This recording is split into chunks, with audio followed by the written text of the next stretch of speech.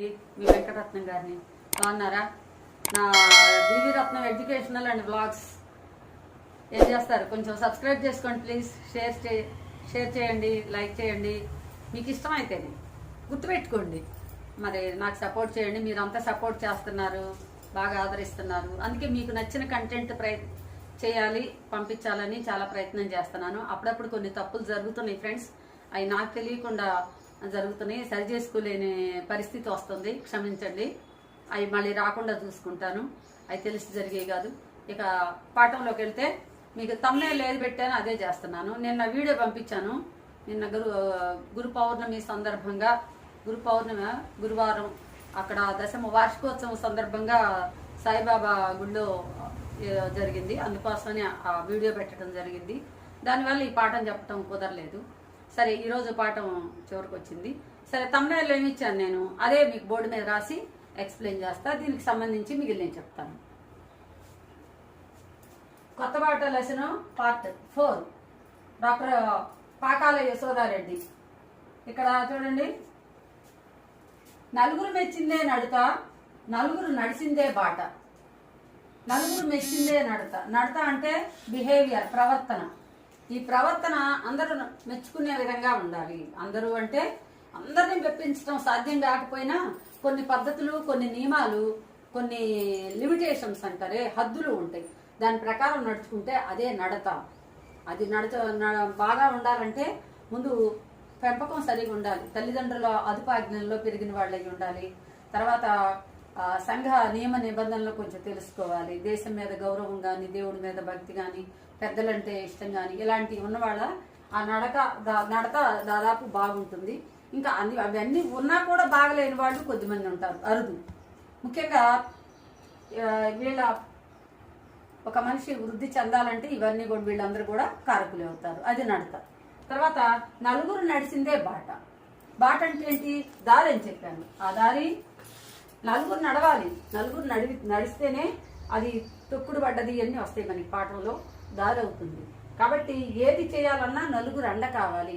మన ప్రవర్తన బాగుండాలన్నా, లేకపోతే మన దారి సరిగా ఉండాలన్నా నలుగురు సహాయ సహకారాలు ఉండాలి అని తెలియచేస్తూ నాకు ఇది రాయాలనిపించింది ఫ్రెండ్స్. పాఠం చివరికి వచ్చేసింది. ఈ పాఠంలో ఇక ప్రవేశించబోయే ముందు కొద్దిగా ఆ పెద్దావిడ అసలు దీని గురించి కొంచెం వాళ్ళ పల్లెటూరు గురించి మనం చెప్పుకుంటున్నాం కాబట్టి పల్లెటూరు భాగం. వెంకటరత్నం గారిని. బాగున్నారా? మళ్ళీ 2 రోజులు గ్యాప్ వచ్చినట్టుంది. మరి పాఠం చెప్పుకుందామా? కొత్త లెసన్ వద్దా? బోరు కొడుతుందా? సరే, మీకు బోరు కొడుతుంటే ఒక ఈమె మా అత్తగారండి ముగ్గులు వేస్తుంది అంట. ఒకసారి చూస్తారా? ఏ ముగ్గు చూసారా? లక్ష్మి ముగ్గు చూపించాలి. మరి అనేసేది చూపించాలి నువ్వు. మీరు తెచ్చి అదేనా? అంత చిన్నది అయితే ముగ్గు అక్కడే ఉండదు, ఇక్కడే ఉండదు. చూసారా ఎంత ముగ్గు వేసిందో? ఈ ముగ్గు మీకు వచ్చండి? నాకు కూడా వచ్చింది. నేను కూడా వేద్దామంటే రాదండి, ముగ్గులు రావు. ఎట్రా అత్తయ్య, ఆ ముగ్గు ఎక్కడేస్తారు? వాకిట్లో వేస్తారు. వాకిట్లో వేస్తారు. వాకిట్లో ఎక్కడ వేస్తారు? వాకిలు అంటే ఏంటి? దారే కదా, ఇంట్లోకి రావడానికి దారే కదా. ఇంట్లోకి రావాలంటే ఎక్కడి నుంచి రావాలి చెప్పు వాళ్ళకి. ఎక్కడి నుంచి రావాలి? వాకిల నుంచి రావాలా, లేకపోతే గోడల మీద నుంచి దూకి వస్తారా? చెప్పు. వాకిల్లో నుంచి రావాలి కదా. మరి వాకిలికి ముగ్గేసుకోవాలి కదా. వేసుకోవాలా?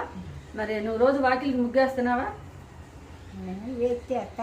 లేకపోతే లేదు. వేస్తే వేస్తారు, లేకపోతే లేదంట. వేస్తే అందంగా ఉంటుందండి, వేయకపోతే అంత చూడటానికి బాగుండదు. సరే, మరి వాకిలి అంటే దారి అని చెప్పాం. బాట, వాకిలి, దారి ఇవన్నీ. మరి ఆ వాకిట్లోకి రావటానికి పదుగురావుడు మాట పాడి దరజల్లు అని ఇంకో మాట చెప్తారు. అంటే రావాలంటే, బాట పడాలంటే నలుగురు నడవాలి. ఆ నలుగురు ఏదైతే వాడతారో దాన్ని బాట అంటారు. ఇంట్లోకి రానియండి, ఇంట్లోకి వస్తే వాకిలి అంటారు. అవును అత్తయ్య? ఇంట్లోకి వస్తే ఏమంటారు? దాన్ని వాకిలి అంటారు. ఆ వాకిలిని చక్కగా అలంకరిస్తారు. అంటే ఇష్టం అన్నమాట. అది మొట్టమొదట అంత ప్రావీణ్యం లేదు, కానీ ఇప్పుడు బాగా గుర్తింపులోకి వచ్చింది. వాకిళ్ళు బాగా అలంకారం చేయటం అవన్నీ. ఇంతకుముందు ఉన్నా కూడా అది వేరే. ఇప్పుడు రంగులు తీసుకొచ్చి రకరకాలుగా చేస్తున్నారు. అయితే ఇక్కడ ఈ పెద్దమ్మ ఇక్కడ ఏదో ముగ్గేసింది. అత్తయ్య ఇక్కడ వేసింది ఎవరు ఇది ముగ్గు? ఇక్కడ చూడు. నేనే. ఎందుకు వేసావు ముగ్గు? నువ్వేమంటే రోజు ఎక్కడ వేస్తావు ముగ్గు? వాకిట్లు వేస్తా. వాకిట్లు వేస్తావు. ఈ రోజు ఇక్కడ ఎందుకు వేసావు? బోర్డు ఇంట్లో ఉంది కదా, సౌకర్యాలు వచ్చినాయి, మార్పు వచ్చింది కదా.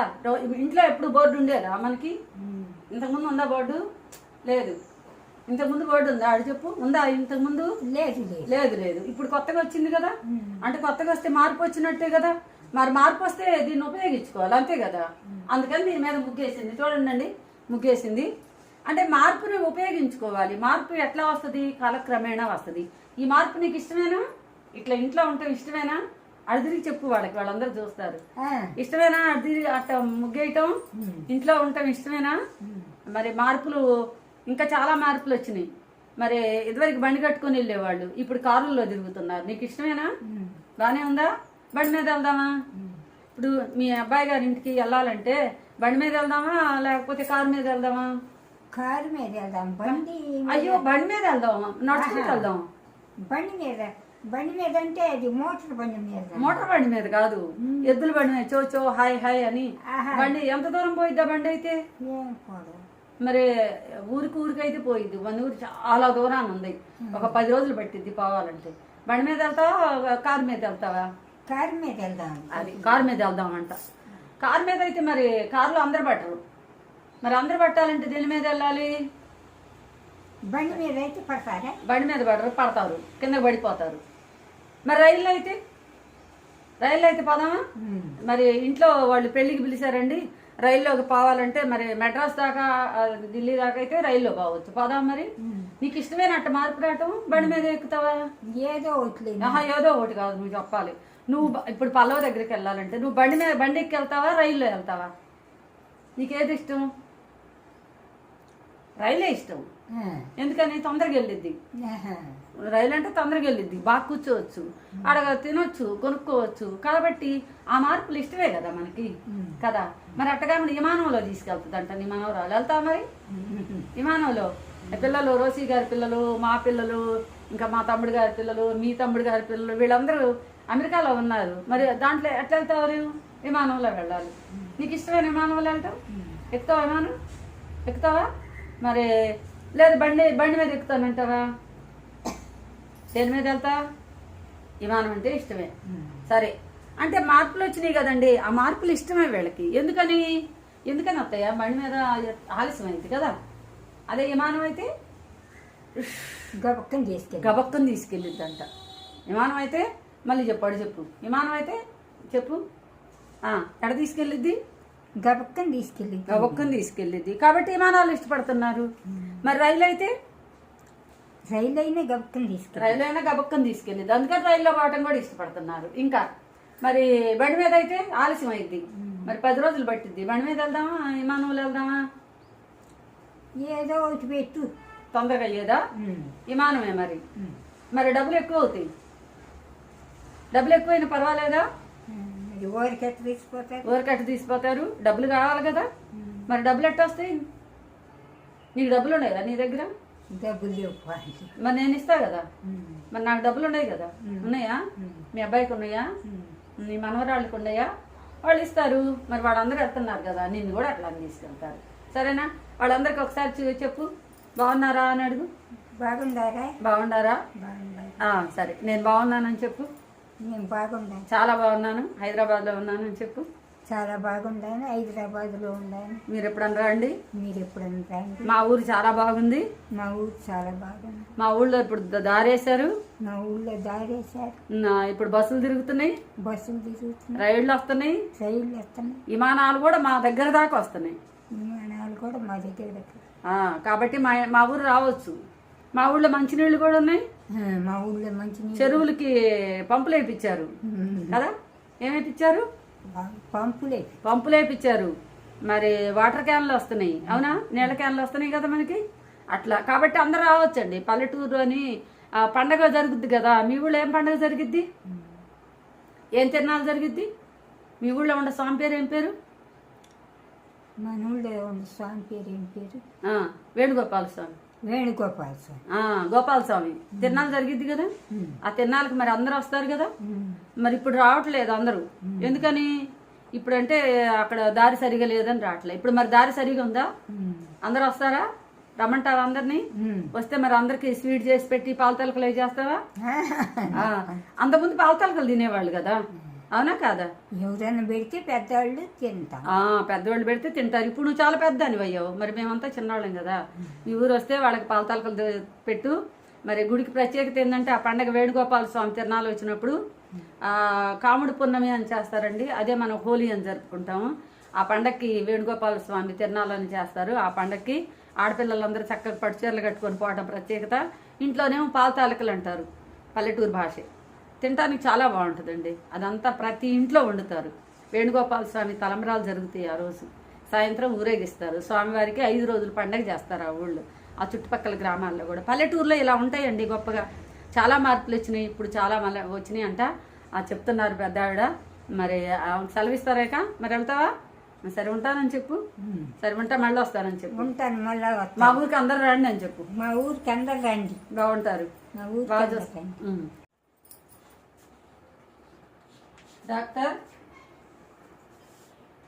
డాక్టర్ పాకాల యశోదారెడ్డి. రచయిత్రి పేరు ఎప్పుడు మర్చిపోకూడదు. పాట ఉన్నంతసేపు మనకు ఉండాల్సిందే.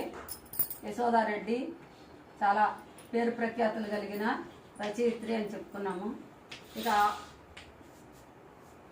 పల్లెల్లో వచ్చిన మార్పుల గురించి, ఆమె గమనించిన విషయాల గురించి చూస్తున్నారు.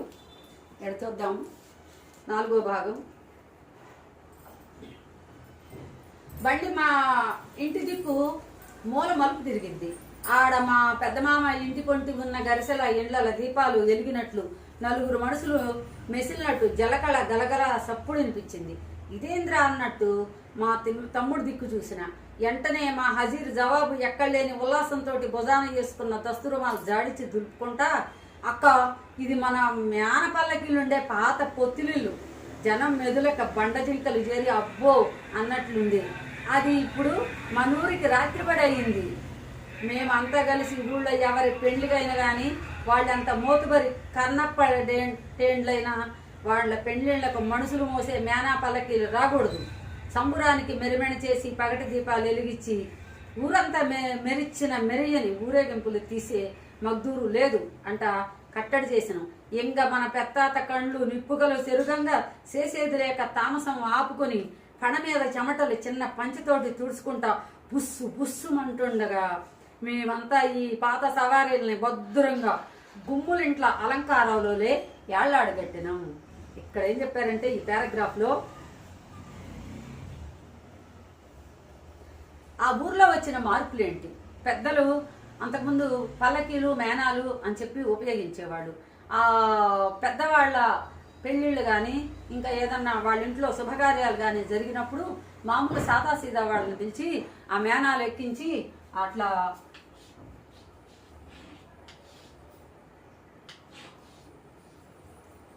దీన్ని మేనాలు అనేవాళ్ళు. ఎవరు మోస్తారు? ఈ పల్లకీలు మోసేవాళ్ళని బోయిలు అంటారు. చిన్న ఊళ్ళో పల్లెటూరులో పని చేసుకునే వాళ్ళని వీళ్ళని పిలిచి వీళ్ళకి కూలి కానీ డబ్బులు కానీ ఇచ్చేసి మోపించుకుంటారు. ఇలా వీళ్ళు పని వాళ్ళ కింద లెక్కవా. వీళ్ళేం పెద్ద జమీందారులు అన్నమాట. రాజస్థంగా ఇక్కడ కూర్చొని వీళ్ళు సరదాగా ఊరేగుతుంటారు. అట్లాంటిది లేకుండా చేశారంట. ఆ పల్లెటూరులో మేనాలు పల్లకీలు ఊరేగించే అలవాటు తీసేశారు. తర్వాత ఆ పల్లకీలు ఈ మేనాలు పెట్టే ప్రదేశాల్లో అవి లేకుండా గుమ్మటాల లాంటి ఒక పక్కన భద్రంగా దాచిపెట్టేసి రాత్రిపడి చేశారంట. ఈ పారాగ్రాఫ్ లో ఉన్న విషయాన్ని ఇలా చెప్పేశారు. తర్వాత అక్క ఇది బండి మా ఇంటి కమాను ముంగలాగింది. గజ్జల సప్పుడు విని ఆ చుట్టుపక్కల పిల్లలంతా ఉరుక్కుంటొచ్చి చుట్టుకున్నారు. ఈ పిల్లలు ఇన్నాళ్ళు తీరుగా ఈశ్వరమంటలేరు. ఇప్పుడు సిమెంట్ ముక్కులు లేవు, సింపుల్ లేవు, సీరపెండ్లు లేవు, ఊరగాళ్ళు లేవు, ఊరగాళ్ళు లేవు, ఊడ్చుకోళ్ళు లేవు.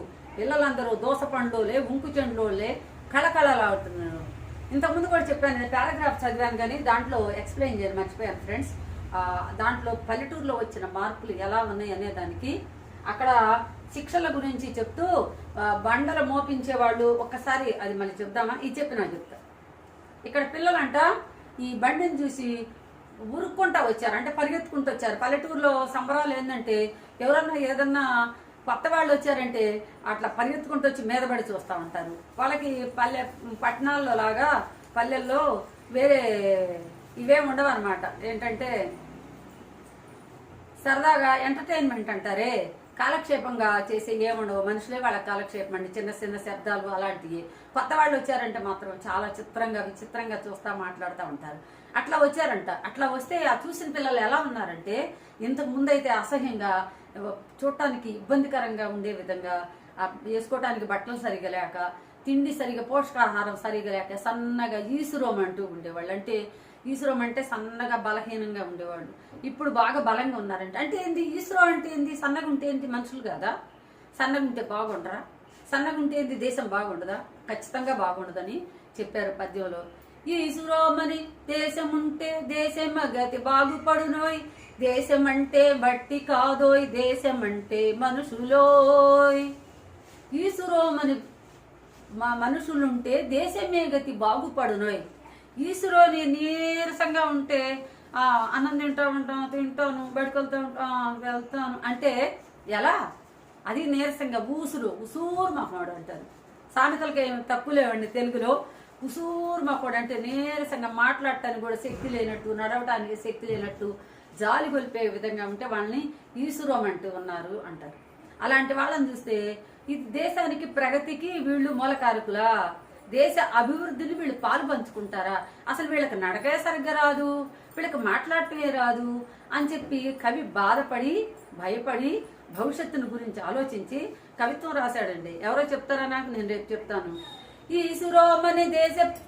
ఈసురోమని మనుషులుంటే దేశమే గతి బాగుపడునోయ్, దేశమంటే మట్టి కాదోయ్, దేశమంటే మనుషులోయ్, దేశమంటే మనుషులోయ్. దేశమును ప్రేమించుమన్నా, మంచి అన్నది పెంచుమన్నా, వట్టి మాటలు కట్టి పెట్టోయ్, గట్టి మేల్ తల పెట్టవోయ్, గట్టి మేల్ తల పెట్టవోయ్.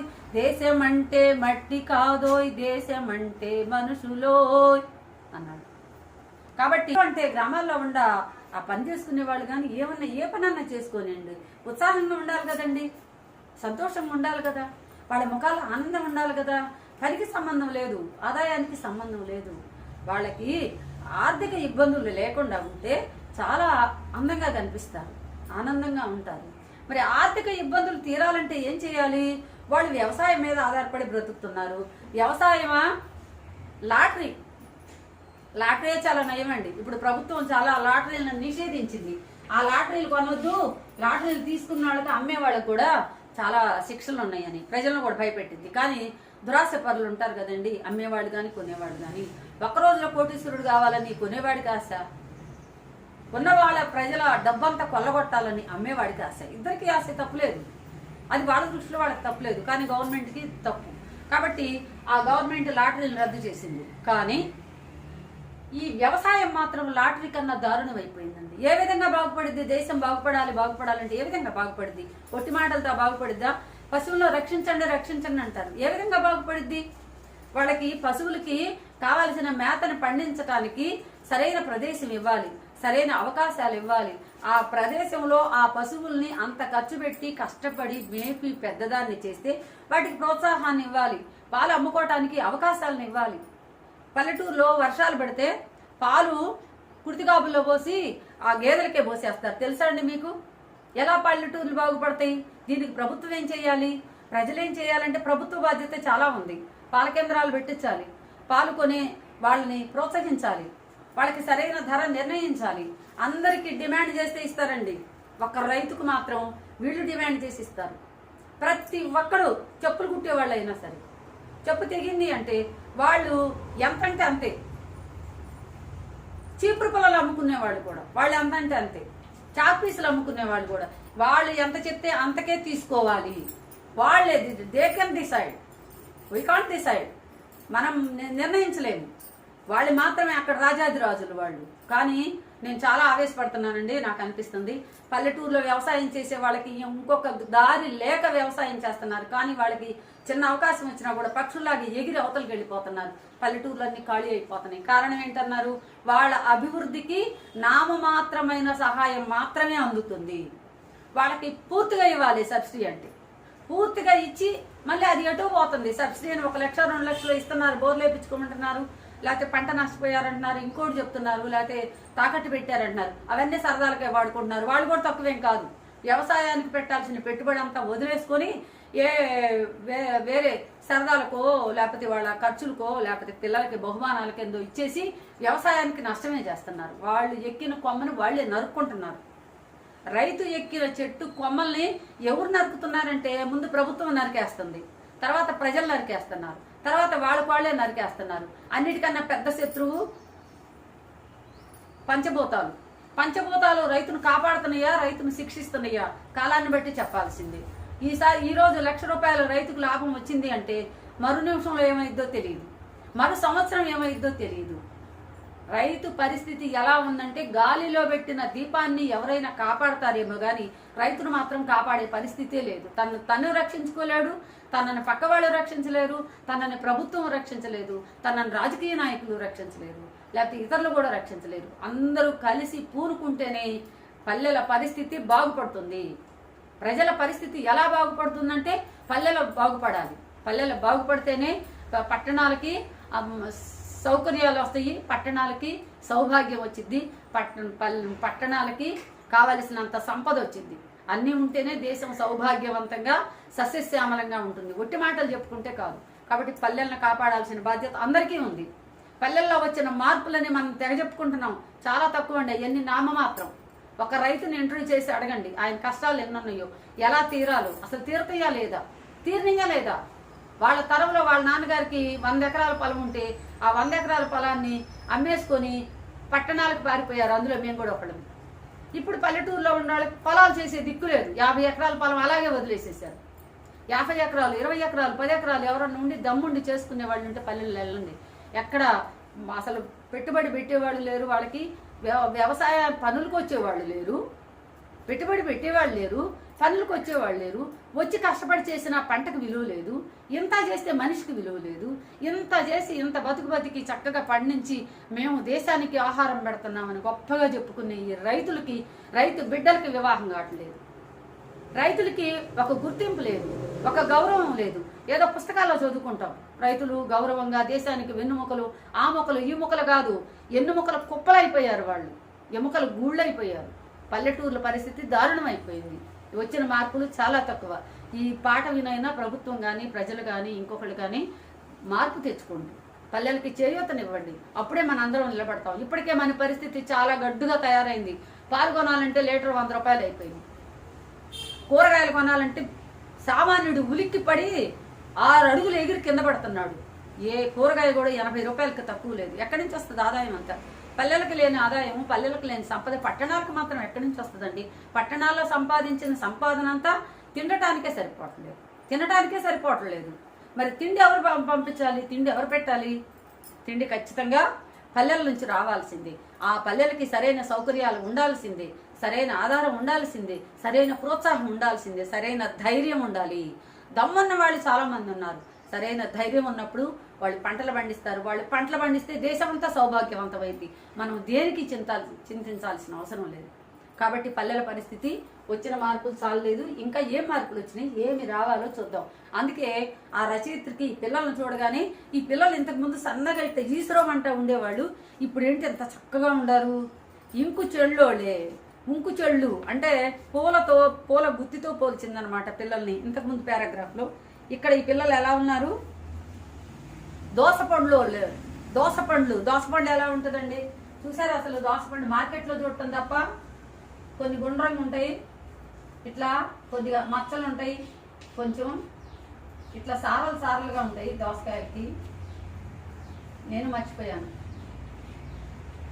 సన్నగా సారలు ఉంటాయి, కొద్దిగా ఇట్లా ఇక్కడ కొంచెం ఇట్లా ఉంటుంది.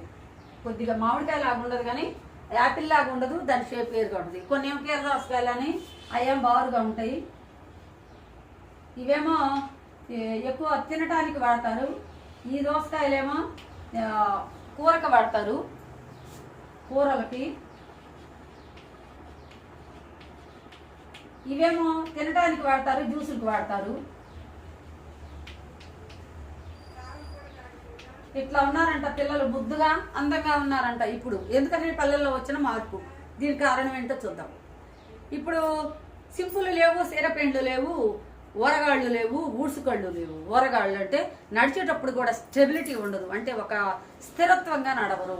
ఇటు అటు పడతా లేస్తా నడుస్తూ ఉన్నాడు. శరీరంలో ఓపిక లేనప్పుడు, సరైన పౌష్టికాహారం లేనప్పుడు వాళ్ళకి నడక ఎలా వస్తుంది, వాళ్ళకి నడత ఎలా వస్తుంది? ఏమని నడత నేర్పిస్తాం? మనకి ముందు తిండి గురించి వాళ్ళకి పొట్ట నింపినప్పుడు ఏది చెప్పినా బుర్ర నింపడానికి వీలైంది. వాడు ఎప్పుడు ఆకలితోనే బాధపడతా ఉంటే వాడు ఎప్పుడు మన విజ్ఞానాన్ని గ్రహించాలని ఆలోచిస్తాడు? మనకి ఒక సైంటిస్ట్ చెప్పాడు, అమెరికాలో పుట్టిన ప్రతి వాళ్ళు ఏది కనిపెట్టాలా అని ఆలోచిస్తారు. ఇతర దేశాల్లో ఎక్కడైనా సరే, ఉదాహరణకి జపాన్లో ఒకళ్ళు పుట్టారు అంటే ఒక సైంటిస్ట్ పుట్టినట్టే అర్థం అంట. కానీ భారతదేశంలో ఎంత సైంటిస్ట్, ఎంత విజ్ఞానవేత్త కూడా ఆహారం కోసం ఎత్తుక్కోవాలంటే ఎంత దయనీయమైన స్థితి అండి ఇది. తప్పనిసరిగా ఇవన్నీ ఉంటాయి కాబట్టి జాగ్రత్తగా ఆలోచించుకోవాల్సిందే.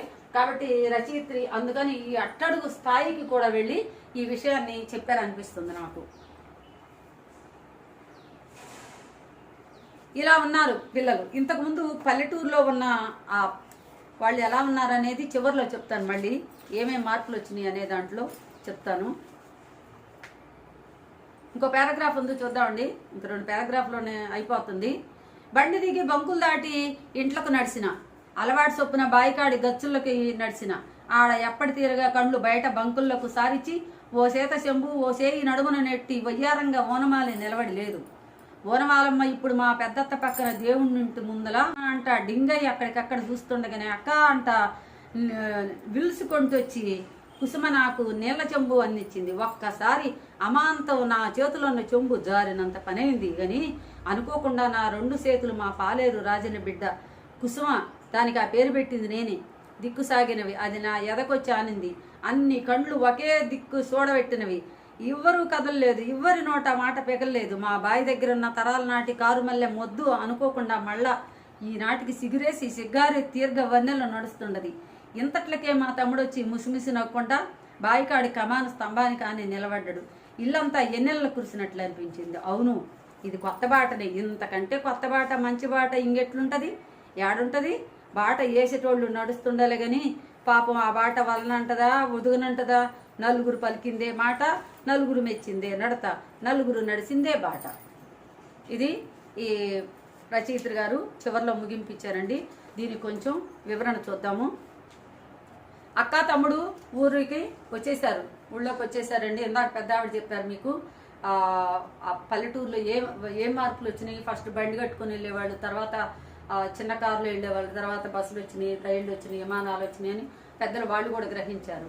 వాళ్ళు పెద్దవాళ్ళు చూసేది. ఇంకా మనం లోతుగా గమనిస్తే పల్లెటూరులో ఏమొచ్చినాయో ఇక్కడ చెప్తున్నారు.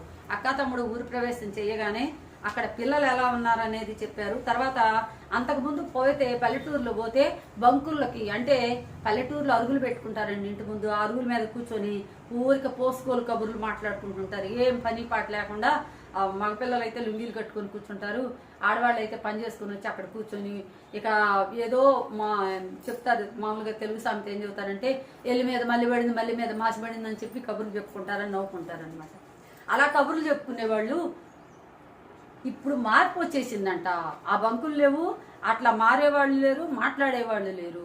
ఇప్పుడు అంతకుముందు ఓ చేయి నడుమున పెట్టి వయ్యారంగా వానమాల నిలబడి లేదు. ఆ వానమాలమ్మ అని ఒక ఆమె ఉంది. ఒక చేయి నడుముని చేయి పెట్టి వయ్యారంగా వాన ఇట్లా నిలబడి వచ్చే పోయే వాళ్ళని చిత్రంగా చూస్తూ ఉండేది. ఆమె ఇప్పుడు లేదంట. ఆమె ఏం చేస్తుందంట, ముసలావిడ పక్కన చేరి ఒత్తులు నేర్చుకుంటుందంట. ఒత్తులు చేస్తుందంటే ఆదాయ మార్గాలు చూసుకుంటున్నారు. ఊరికినే వృధాగా కాలయాపన చేయకుండా, కాలక్షేపము చేయకుండా. కాలక్షేపం అంటే ఏంటో తెలుసా లక్ష్మి నీకు? కాలక్షేపం అంటారు, కాలక్షేపానికి ఇలా చేస్తున్నా అంటారు. కాలాన్ని క్షేపం నరికేయటం, క్షేపం అంటే నరికేయటం, కాలాన్ని నరికేయటం, కాలాన్ని వృధాగా గడిపేయటాన్ని కాలక్షేపం అంటారు. ఇప్పుడు కాలక్షేపం లేదు, కాసుల కోసం పని చేస్తున్నారు, చిన్నది కానీ పెద్దది కానీ. వనమాలం ఏం చేస్తుందంట, పొత్తులు చేస్తుందంట ముసలావిడ దగ్గర కూర్చొని. తర్వాత వీళ్ళ పని వాళ్ళు ఉన్నారు రాజన్న అని, ఆ రాజన్న బిడ్డ ఉందంట, దానికి పేరు పెట్టింది కుసుమ అని మన రచయిత్రి గారేనంట. అంటే రచయిత్రి గారు అనుకోవాలి. ఆ ఊళ్ళోకి వచ్చిన అక్క అది అంట రాగానే వచ్చి అక్కని అట్లా హృదయానికి హత్తుకొని ఆ దగ్గరగా చేరిందంట.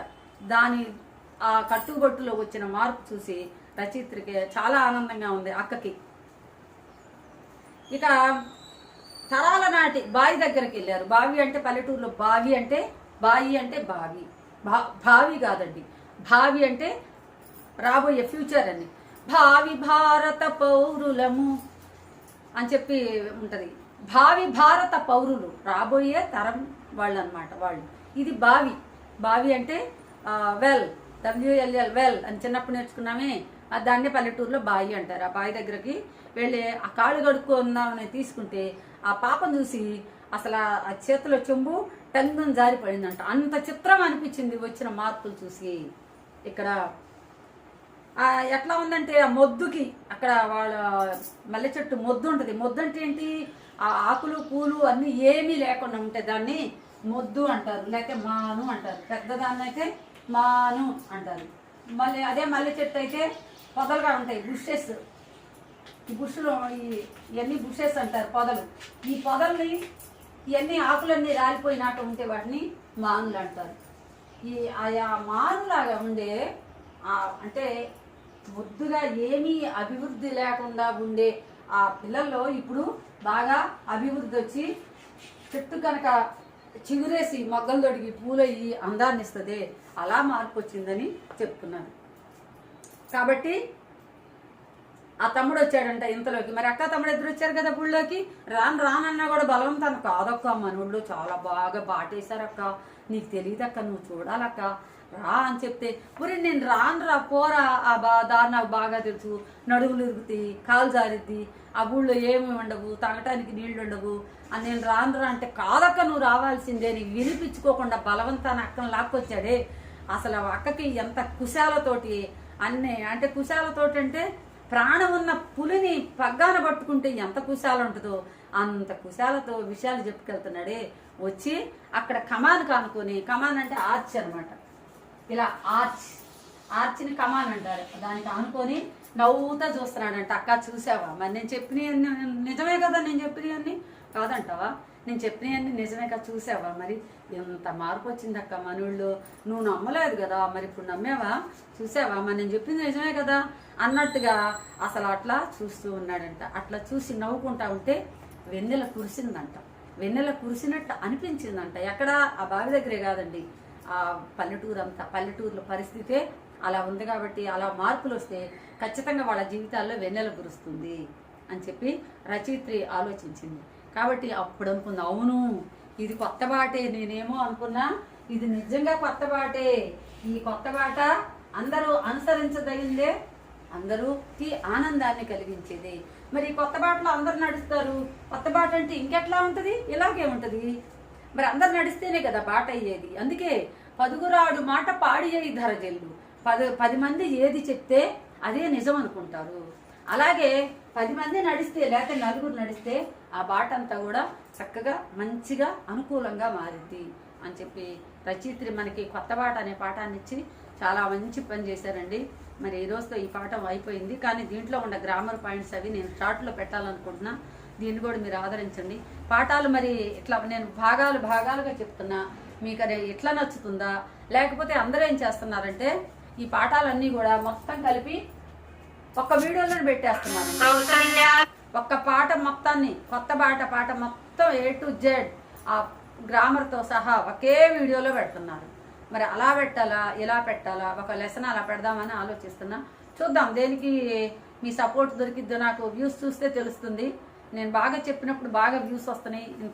ఇందాక మా అత్తగారిని పిలిచి అసలు కొత్త బాట అంటే ఎట్టుంది, పల్లెటూరు పరిస్థితి ఎట్టుంది, పల్లెటూరు నుంచి పుట్టి పెరిగి పల్లెటూరులో ఉంటున్నాం కాబట్టి అది ఎలా ఉంటుందో వాళ్ళ నోటి ద్వారానే చెప్పించాను. మీకు ఇది నచ్చిద్దని నేను BV Ratnam educational and vlogs అని కొడితే మీకు ఏ పాఠంలో ఏ భాగం కావాలంటే ఆ భాగం వస్తుందండి.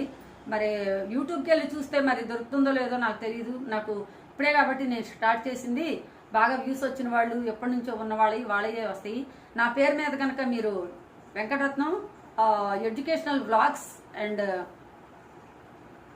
ఎడ్యుకేషన్ అండ్ వ్లాగ్స్ అని కొడితే వచ్చేస్తుంది. మీకు ఏ కొత్త పాఠంలో ఏ పద్యానికి భావం కావాలి, సారీ ఏ పారాగ్రాఫ్ కావాలంటే, ఏ పార్ట్కి కావాలంటే ఆ పార్ట్కే మీకు కావాల్సినవి ఉంటాయి.